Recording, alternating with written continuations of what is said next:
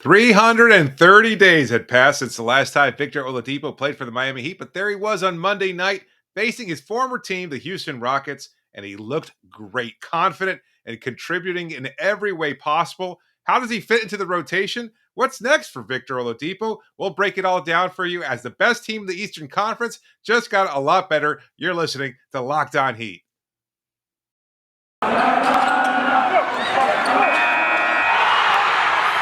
You are Locked On Heat, your daily Miami Heat podcast.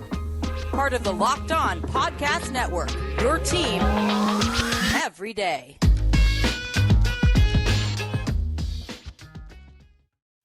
Hello, Heat Nation. It's a Tuesday edition of Locked On Heat, your daily podcast covering all things Miami Heat, however you may be listening or watching on YouTube, Odyssey, or on your favorite podcast app. Thank you so much for making us your first listen every day. I'm David Ramil, and with me, as always, is my co-host, Wes Goldberg.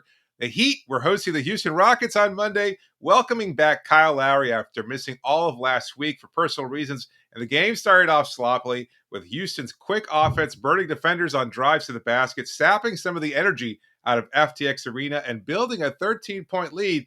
But then Tyler Herro came into the game and dropped a career high for the most points in a single quarter with 21 in the second period. Miami would control the pace for most of the game, getting 31 points from Herro, 21 points from Jimmy Butler, and cruising to an easy 123-106 win. But you know what, Wes? None of that really matters. All that seems secondary to the moment when, with 1 minute and 21 seconds left in the first quarter, Duncan Robinson checked out of the game.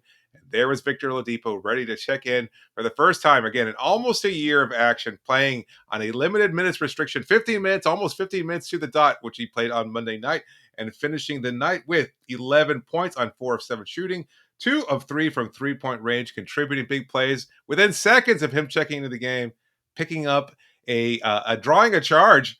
I can't remember exactly who, and just energizing the whole crowd. You were there at FTX. What was the vibe like? What was it like seeing Victor Oladipo check into the game again for the first time in almost a year for Miami? Yeah, I'm glad you're framing the question that way because there's two ways to sort of break this game down. And I know we're going to do both. There's the emotional component and obviously the X's and O's component. And I think the emotional one is a good place to start because I credit the crowd for being completely dialed in. Not only did they start cheering when Victor Oladipo checked in, they started cheering when he approached the scorer's table, getting ready to check in. The anticipation was palpable for Oladipo. And this is a player, and Oladipo said this after the game, told Will Manso this, like, the cheers that he got, Tyler Herro said after the game, it gave him goosebumps. Yeah. And he could only imagine what Oladipo was feeling. And Oladipo got a little emotional talking to Will Manso after the game. And one of the things he mentioned, and I thought was a really good point, and it's something that I hadn't thought of, is that he doesn't really know this fan base. This fan base doesn't really know Victor Oladipo. He's barely played for the Miami Heat. Just 4 games last season. Just 4 games. And it was in that weird kind of pandemic season that a lot of people weren't paying attention to, and TV ratings were down and all that stuff. And it didn't matter. It did not matter. This fan base, that crowd at FTX Arena tonight, were completely excited, amped up, ready to watch Oladipo make his Miami Heat debut this season. And I think that energy gave Oladipo energy too, and it gave him butterflies, and I'm sure. And he took that charge like you mentioned in like the first 20 seconds of him being out there, and I literally was on press row. I just laughed. I was like, of course he did. Like, that's the most Miami Heat thing that could possibly happen in this scenario, is that he checks in after missing 333 days, and the first thing he does is take a charge under the basket. Great, perfect. So that was the emotional component, and from an X's and O's component, like, I thought he looked pretty good, right? He only played 15 minutes. It was that was the minutes restriction that he was on. Spo said it before the game, so that wasn't a surprise. Checks in the last couple of minutes of the first quarter, and then he plays the next 5 minutes in the second quarter, and that was basically the same pattern from between the third and the fourth quarter. And so he got his 15 minutes, and he made some plays. I thought he was used mostly off the ball, which I thought was pretty interesting, but it was a good way to warm him up. I know we're going to zoom out and look at what's next a little bit later on in the show, and I think that's somewhere that we could look. But also, he had a nice take off of a Bam Adebayo screen, showed a good first step into a right-handed dunk. There were flashes there where he got deflections and things like that. Had a nice stop under the basket against, I can't remember what anonymous Houston Rocket, doesn't matter. Got a rebound, pushed the pace, missed a couple easy layups, but all that stuff is just knocking rust off. Overall, awesome night, great energy in the arena, and you gotta like what you saw from him. Yeah, no, absolutely. Had 4 assists to go along with those 11 points. Had a nice pass under the basket to Bam Adebayo. A couple other plays Yeah.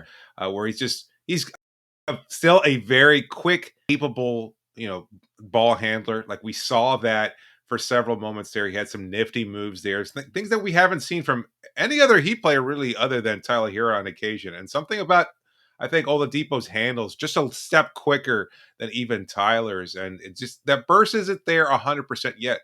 But physically, he looked great. I mean, the fact that he was able to at least dunk the ball, that he shot the ball well Yeah. from the perimeter, and overall just being able to handle the ball, just a really, really solid performance. We I think could gush. I'm sorry, I glossed over the dunk, and you mentioned it again, and it's worth really kinda to me, that's the play of the game for him. I know a lot of people Yeah, like the corner three, and then he goes up to Kyle yeah, Lowry, and it was like that says, "Thank you" to Kyle nice Lowry, the moment, camera catches. That's nice not moment. really nice moment there, but that dunk to me was the charge too is getting a lot of, attention, but that dunk to me is the play of the game for Oladipo because when I kinda I went back and watched it a couple different times, David, and you kinda just freeze frame it. The moment he comes off of that Bam screen, the Rockets defender has position on him. Yeah, Like, you kinda freeze frame it there, and you're like, "Hey, this is going to end up in a dunk," and you show the freeze frame picture to somebody, and you're like, "Yeah, Depot's not dunking that right after right. 2 major quad no way."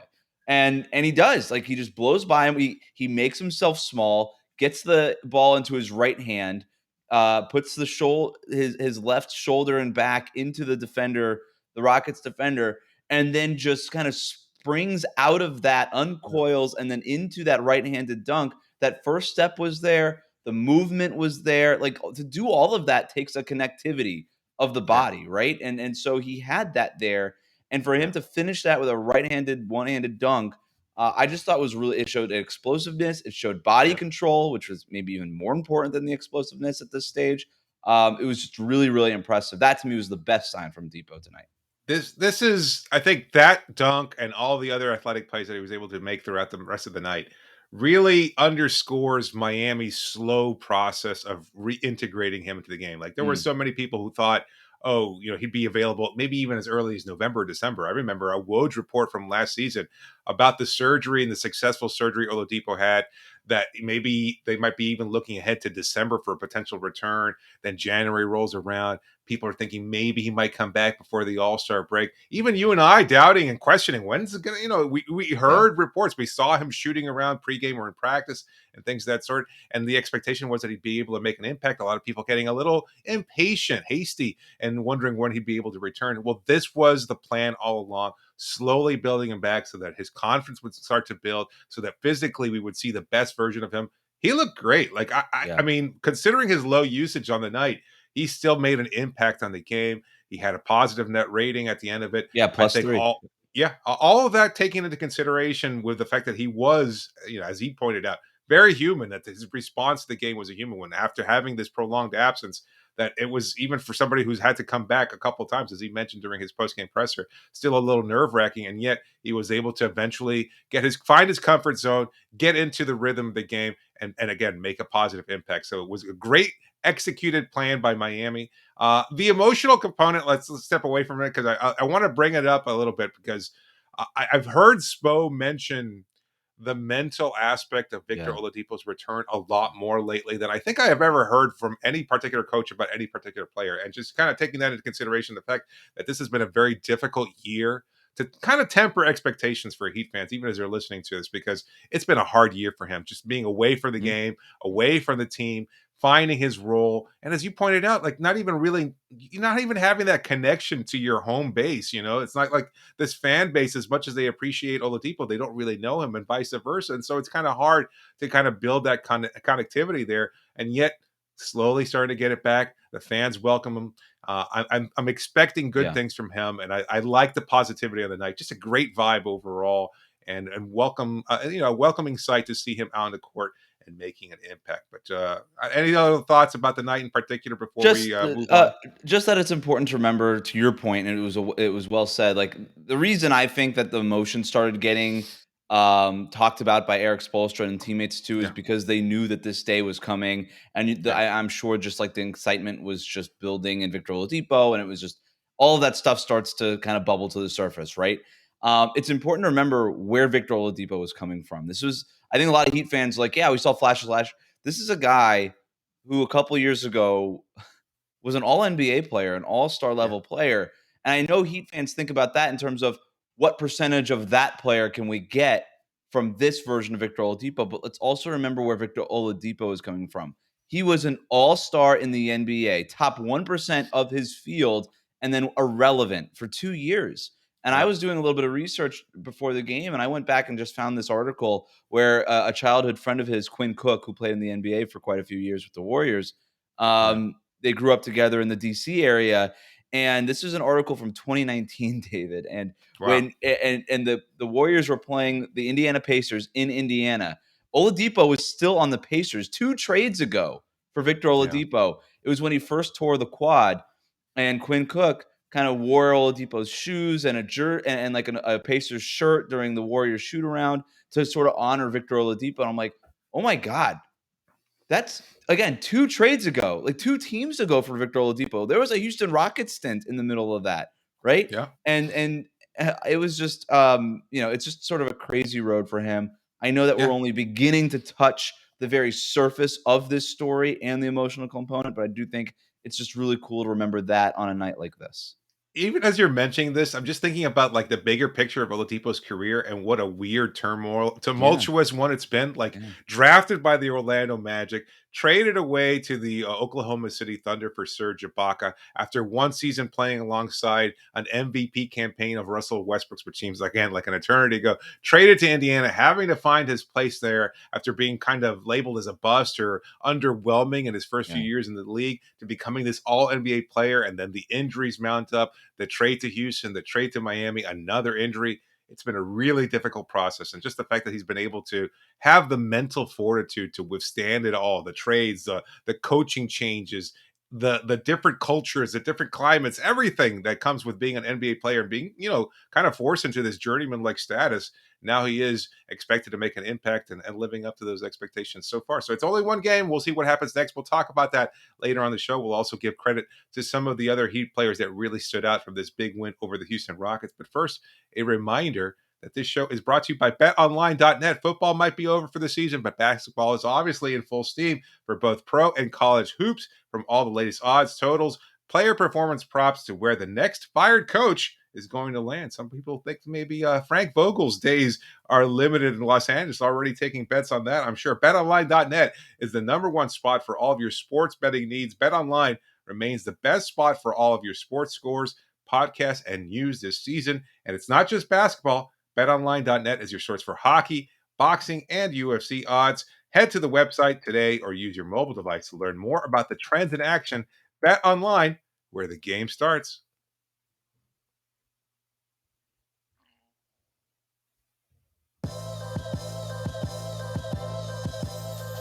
Thank you for making Locked On Heat your first listen. Now for your next listen, check out the Locked On Now podcast. Nightly recaps of every NBA game with analysis from our local experts. It's free and it's available wherever you get your podcasts. It's time to get in the kitchen and whip up some credit cookies, David. What kind of cookies are we whipping up today? I was thinking about it after you and some other friends of the show, were bullying me about my Girl Scout cookies take, something that, I really took to heart. I was thinking about other cookies that I enjoyed having. Once upon a time, big fan of Teddy Grahams. Teddy Love Teddy Grahams? Grahams. Yeah, which ones? You like the original honey? No, I'm a cinnamon guy. And I have no problem with cinnamon. They also do a really nice Chocolate ones? chocolate and a cookies and cream as well. Really? I haven't tried those. I think it's cookies and cream or something like cookies and cream. I don't know if it's titled Okay. cookies and cream, if that's what you're looking for in the aisles of Publix. But Let's stick with cinnamon Teddy Grahams. yeah, Then. cinnamon Teddy Grahams. All right, so that's weird that I only have 10 Teddy Grahams. That's a very small amount of Teddy Grahams. That's small. Maybe we'll have some extra. Or maybe one of those little No, I got it. packets. We got 100 Teddy Grahams. We got 100 Teddy Grahams. All right, it's easy math for me. All right. 100 Teddy Grahams to give out. I am going to give 40 of those Teddy Grahams to Tyler Herro. And boy, does he deserve those Teddy Grahams. You mentioned the stats, that huge second quarter that he had. Zooming out a little bit more on Tyler Herro, this is his sixth 30-point game of the season, David. Do you know how many he's had? the rest of his NBA career prior to this season? Less than 6? Certainly less than 6. It was half of 6, and that number would be 3. He had Yeah. 2 last year, 1 as a rookie. That's a 6 30-point game coming off the bench. It's pretty remarkable. It's why he's got 6 man of the year locked up. Just an awesome night from him. And what is starting to stand out is the efficiency. 12 of 18 tonight, 6 of 9 from three-point range, and that's after missing his first 3 shots, right? And I thought he said something really interesting after the game. He said, it was PJ Tucker who said it. He said that Tyler Herro's problem solving is what stands out the most recently about Herro's game, and he's been on a tear, by the way, post All-Star break. He goes 0 for 3 shooting, right, to start this game in the first quarter against Houston. Kind of figures out the kind of coverages that they're showing him. Into what PJ was saying, he's not seeing the same kind of defense, not the same kind of coverages every single night. So he sort of feels it out, sees how they're playing him, and then he goes into problem-solving mode, and then he figures out where he can get his shots. And that was very apparent tonight, and it's something that's really stood out about Herro's game lately, to me at least. No. Yeah, no, absolutely. The shot making, the play making for others, the ability to shoot the ball from the perimeter as well as he has lately. That buzzer beater was unbelievable. I mean, it was just, Yeah. it was after another really great shot. I mean, it was just, I hesitate to go Steph Curry comparison because he's not the same player, but he is that kind of roller coaster ride, kind of tsunami wave. He can kind of create that same sort of tsunami wave for the Miami Heat fan base, right? It's, again, not to the scale of a Steph Curry, right? It's not that great, all-time great right now, but it's just a similar vibe in the building when that wave starts to crest. I was going to save this for an upcoming Monday Madness segment, but I saw a Mavs reporter kind of tweeting the same comment that Tyler Herro made on the Jeremy Taché podcast at one point before the season started about wanting to be in that same or considering himself in the same conversation as Luka, Trey, and others. And of course, Luka Doncic having an MVP candidate type season. And of course, the Mavs reporter said, "Oh, remember when Tyler Herro compared himself to Luka?" As if it's so fucking unfathomable. Like the reality is that Luka has the ball in his hands 80% of the game, and he's responsible for 95% of Dallas's offense. Well, it's also just a really bad way to put Luka's MVP year into context if you're a Mavericks reporter, right? Can you just like hype up your own dude without trying to smash a bench player on another team in another conference? It doesn't really make much sense. No, I don't get it. Tyler, phenomenal performance, phenomenal season, 6 man of the year, definitely a done deal for him. So already getting postseason accolades, at least as far as we're concerned. Let's go. Who goes next? Who gets the cookies next? 200. We have 200.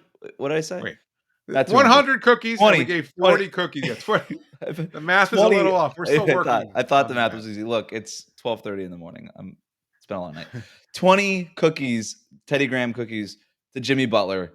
7-11 overall for 21 points. He had 7 rebounds, 4 assists, a steal, and a block. More than anything, though, David, I thought he just set the tone for the night. I mentioned Tyler Herro's slow start. Jimmy Butler, no such thing for him. Jalen Green, 14 points for the Rockets in the first quarter. It was Jimmy Butler kind of answering the Jalen Green hot streak in the beginning of that game there for the Rockets. It was Jimmy Butler answering for Miami. Again, set the tone, did everything he needed for him to do defensively. Just a really solid overall balanced night, kind of what we're accustomed to seeing from Jimmy Butler. 20 cookies for him. Quiet 21, although impactful. I think, obviously, as you mentioned, the fact that he was helping keep pace with Houston's hot start in the first quarter, had 7 rebounds, 4 assists, finished 7 of 9 from the free throw line, so still able to get to the line whenever he wants, and 7-11 efficiently shooting. The mid-range game was dialed up, 0 3-point attempts. So looks like he's dialed it back. He didn't feel the need to shoot from the perimeter today because he had everything else falling. And this is ever since that woeful performance last week. Obviously, he took a game off against the Brooklyn Nets. He's been very, very efficient since then, having some nice performances. So let's see how long he can keep this up. Hopefully, he'll be able to maintain this pace for the rest of the season. So we got 60 out of 100 down. That's help you out with the math a little bit. We've got 40 left. Who gets the next 40? Quick note on Jalen Green. I mentioned the 14 points in the first quarter. He finished with 20. Yeah. So he only scored 6 points the rest of the game, and he was a Rockets' worst, -20 plus minus. So Yeah, I'm not a fan of his game so he's been far. Like playing better as of late, but I see where your trepidation is, right? There's a little bit of a shooter's volume thing happening with him. It would yeah. be interesting to see what he looks like on a good team. That's not going to happen Yes. anytime soon in Houston. No. Anyway, to your point, 40 cookies left. I'm going to give 10 of them to Duncan Robinson. 13 Ooh. points on 3 for 7 shooting from 3-point range. He had a couple assists, a nice take, reverse layup. I just thought all that, all in all, was worth some Teddy Grahams. So he gets 10 of them. Yeah. PJ Tucker, 10 Teddy Grahams to him. He was a team best plus 18, Yeah. tied with Tyler Herro, who finished with 31 points. PJ Tucker, I mean, we could do the box score thing if we want. 11 points, 12 rebounds, 2 assists on 5 of 12 shooting. Only 1 for 4 from 3-point range, but did hit a big 3-pointer from the corner there. But more than anything, just the energy that he played with. We looked at, a guy like Jalen Green not kind of being taken out of that hot start. A big part of that was PJ Tucker, right? Yeah. What he does defensively, what he does on offense from his screening, everything like that. Just go. If you watch this game, it was just another one of those PJ Tucker clinics. I've got 10 Teddy Grahams going to Caleb Martin, just because I always feel like I have to give a bunch of Teddy Grahams to Caleb Martin every single game. I don't really have any other reason than that. I don't even care about the box score. I actually have no idea what he finished. Yeah, With. nice 5 dunk. points, Really nice 4. dunk. Putback What a dunk where he great flew in dunk, off great the putback baseline. dunk. I love it. Final 10 Teddy Graham cookies to Kyle Lowry. Now look, Kyle Lowry, he's just finished with whatever. What did he even finish with? I don't even know. 0 points. 0 points. Didn't even score. On 0 for 3 shooting, just took 3 shots, had 5 assists, had a couple of turnovers.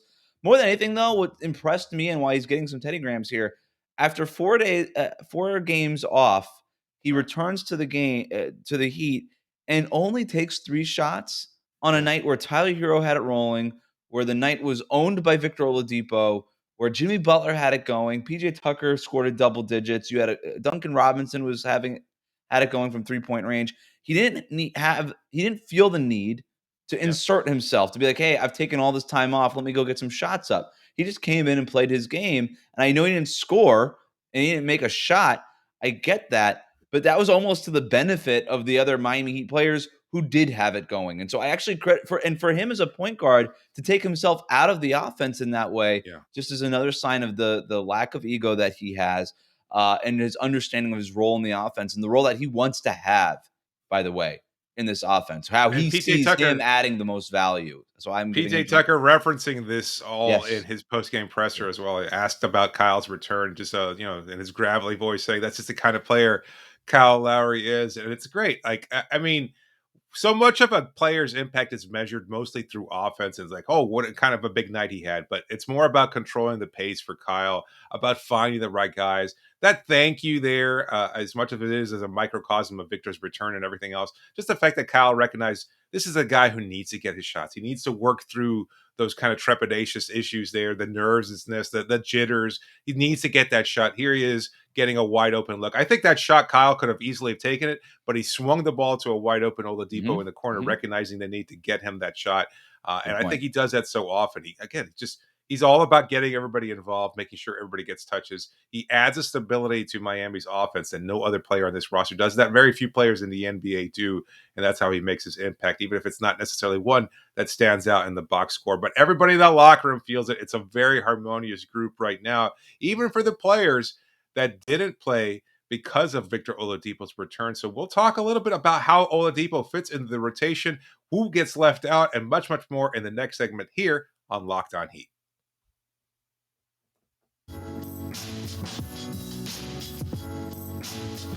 Just a reminder that you can always reach us via email at lockedonheat@gmail.com or via Twitter using the hashtag AskLHeat. Be sure to please subscribe to the show on YouTube or wherever you get your favorite podcasts and leave a review. We always love getting that kind of feedback. We're close to reaching our goal for the week of 2,000 subscribers on YouTube. So if you haven't done so, please subscribe so you can get all the latest updates of when we post a new show, even one at 1 o'clock in the morning. That's right. Well, I don't know if I'm on fire. I don't know who's on fire, but Victor Oladipo certainly is the topic of conversation for a lot of Heat fans right now. And he comes into the game tonight after that prolonged absence.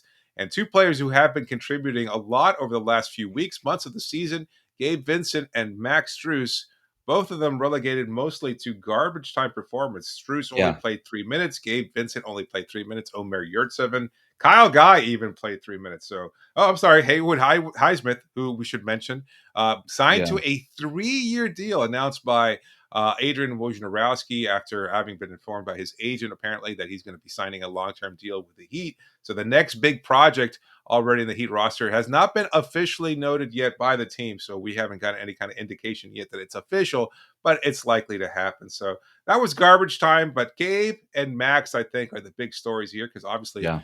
they've been contributing. They've had big moments, really big moments throughout the whole season. And yet here they are now, maybe, mostly relegated to bench time. Yeah, what's the future like for them? Garbage Is time, it yeah. going to be? I mean, is Victor Oladipo okay? Well, we I should think point this that's out. no, I think that's where we're at. I mean, it's that Tyler Hero, Caleb Martin, Dwayne Dedman, and Victor Oladipo are your 4 off the bench, and you're kind of watching that game. And we've been debating whose spot does Oladipo take, whose minutes does Right, Oladipo take in the lead up to this debut. And you kind of see it play out, and it makes a lot of sense. I mean, you're not going to take Caleb Martin's minutes away because he plays a separate position. He's a wing defender in a right, way that Tyler Hero and Victor Oladipo aren't, and he's not a center like Dwayne Dedman is, obviously. Gabe Vincent, Max Strus, like those guys are guards. Those guys are shooters. Those guys right, have been really important for Miami. But if you're trying to find a spot for a guard like Victor Oladipo, it makes sense to take the minutes away from other guards. And you're right, getting to the point now in the season where, yeah, they could go 10 deep if they want and find minutes for Gabe Vincent or Max Strus or whatever in the normal rotation. But we're getting to the point where we're ramping up to the playoffs, and I don't think that Spo has any plans of playing 10 guys in the postseason. I think he wants to play 9, and it would not shock me if it were these 9. And Victor Oladipo, very deferential to what it is that Gabe Vincent and Max Strus did during the season too. And he actually talked about it after the game, his role in the offense, and how he had anticipated this moment. And again, just shouting out the teammates that he's been so eager to cheer on from the sideline all season long. Let's play that clip right now. I mean, you're human. There's all kind of days, you know. There are tough days where you want to be out there and you want to help. And then there are days it's like, yes, it's clicking. Man, I still want to help, you know. And but for the most part, I mean, they make it fun.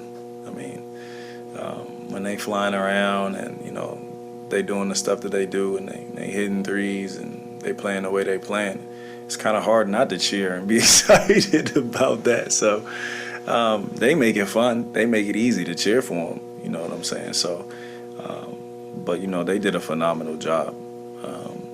You know, and I'm just blessed and thankful to be a part of the team. And, you know, big shout out to Max and Gabe, who've been playing really well. And for them to sacrifice their minutes tonight, I know that's not easy. So I really appreciate them for that. So I just one question off of that to you, David, is obviously if that's going to be the situation here, and I guess it could evolve based on matchups and things like that. But if Victor Oladipo is going to be limited to 15 minutes, and we're looking at this as probably the core 9 in the yeah, rotation, and I guess we'll see what happens if Markieff comes back, but that's a whole other wild card, and we don't need to talk about that, I guess. But 15 minutes for Victor Oladipo. Eric Spoelstra, pretty steadfast after the game when I asked him, is 15 minutes kind of, and he's like, I'm like, how do you ramp up from 15 minutes? He says, there's no ramp up. It's 15 minutes a night for Victor Oladipo. How do you feel about those 15 minutes coming in place of Gabe Vincent and Max Strus? I think there's I think you kind of have to at this point because you've invested so much time and you're trying to build up Oladipo, and I think the ceiling is higher if Oladipo plays more effectively during those 15 minutes. I know we were asked this on a recent show. At the same time, I mean, you kind of dance with the one who brought you there, right? I mean, I don't know. I feel like Gabe has been so good, and while he's willing to accept the demotion, and it's a clear demotion for one game, and Max similarly, I think, although the role is a little different because he's expected to bring that long range shooting, and you still get that to some degree from Duncan on a night like tonight. He certainly had it. You know what happens when there's a game in the playoffs when Duncan's shooting isn't falling, and then all of a sudden Max is still on the bench, and you go with Oladipo instead. I mean, is there going to be a little resentment there? I could imagine these guys wanting to make a name for themselves, especially in the postseason, because they're going to get their first real extended playoff minutes, or at least that was the expectation prior to tonight. I don't know. I'm trying to see how you can incorporate all of them, and I find myself hard pressed to do so. And look, to Spoelstra's credit, he said basically the same thing, that it would be just a lot of complaining that he's a professional, that they're professionals on his team, no begrudging for minutes and Right. things of that sort. Everybody knows how to handle these kinds of changes in the rotation and Yeah. things of that sort. He And it's called also a whining good about problem to have. rotation stuff that's for amateurs. He said that's for amateurs. That's a great quote. It Great is, and quote. it's challenging. It's kinda I don't think he's worried about Gabe and Max, but I think it is in some way, shape, or form challenging a guy like Gabe or a guy like Max being like, "Hey, you wanna whine about this? Okay. That proves to me that you're an amateur." And the last Yeah. thing that Gabe and Max wanna do is be amateurs, right? Right. Certainly don't wanna be Right. viewed like that from their head coach. It's One other Yeah, go ahead. No, I was just gonna say it's a risky challenge there. Kind of reminds me a little bit of LeBron, of Pat Riley at the end of Got the guts. 2014, saying, Have you got the guts to stick around?" And clearly, LeBron Yeah. did not have those guts. But I don't think it's quite to that level of calling out clutch, but, no, it's fair. Look, I'm okay with it. I get it. I'm totally okay with it. If this is our top 9 going into the postseason, if this is your top 9 in a playoff, I'm okay with it. I just don't think that in the postseason, if you wanna win the finals, which is what this team wants to do, playing a core rotation that includes 3 guys like Caleb Martin, Gabe Vincent, and Max Strus, who are not experienced in the playoffs. And to your point, yeah, I would understand selfishly like why they would want to have ample playoff experience, but that's not the point of this year. The point of this year right, is not to get those young guys playoff experience. The point of this year is to win the championship.